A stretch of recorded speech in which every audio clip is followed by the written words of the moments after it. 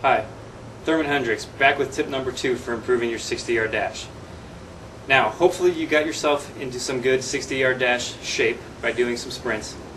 But this next tip is probably the most important tip. However, it's going to sound like the simplest tip that I'm going to give of all of the 6. Finish this next sentence for me. The shortest distance between 2 points is a straight line. It sounds very simple, but this next tip is to run straight. You would not believe how far off center many guys actually run when they run their 60-yard dash. Therefore, making it not the shortest distance between 2 points and making it longer than they need to run. Guys, a tenth of a second. To really appreciate what a tenth of a second is, I can't put it into words. It's the blink of an eye. The only thing I could tell you to do would be to get out a stopwatch and try to start and stop it as quick as you can. And if you can do it under a tenth of a second, you're pretty good. So that is a tenth of a second.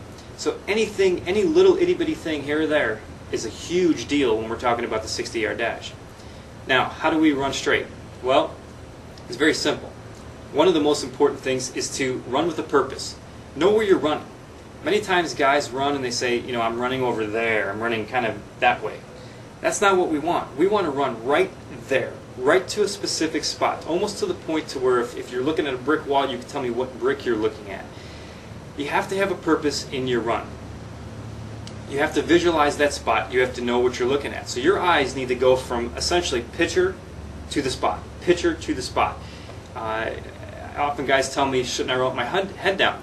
We hear it all the time, put your head down and run. I'm not a fan of putting your head down and running for baseball players. And the reason being is that when we put our head down and run, we have nothing to guide us. Think of where you probably are getting tested on your 60-yard dash. Most likely it's in the outfield. Well, when you're looking down at grass, it's all green. There's nothing there to tell you if you're running straight or not. So by the time you pick your head up, then you realize, uh-oh, I got to move 5 feet this way or a couple feet that way or whatever we're talking about. The only time I really believe in putting your head down and running is 2 occasions actually. When you're a football player doing a 40-yard dash because you're down in a 3-point stance, and also if you are a track runner. And why in track? Because you have the lane lines when you look down to guide you. So, run straight, find a target, and run right at it. For example, take a look at this video. Now I have blurred out the video slightly so that you cannot make out this athlete that I trained. However, this was his first day. I filmed him in a 60-yard dash and his directions were to run directly at me, at the camera. And the camera was about 75 yards away, so there was no worry of him actually running into the camera. But as he was coming, his eyes are down, he has no idea where he's running to, and he actually finishes, and this is not atypical, this is very normal, he finishes about, it's safe to say 4 feet across from where he actually should finish this test. So he made this run actually 4 feet longer than 60 yards. Is it a lot? Heck yeah, it's a lot. It's a big deal when a tenth of a second might mean the difference between a higher draft status or even the opportunity to play at the next level. So running straight is the next tip, probably the most important tip. Run with a purpose, find a spot, and we're going to talk about some other things on the next couple of videos here that are worried about being efficient and also kind of keeping the idea of the shortest distance between 2 points is a straight line.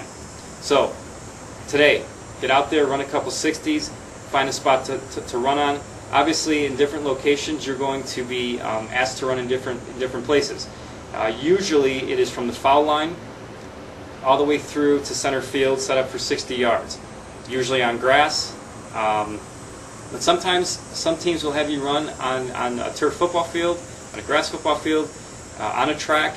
In those situations, you really want to try to get to a line and run on a line if possible. For example, if you're running on a football field, try to run on the hash marks.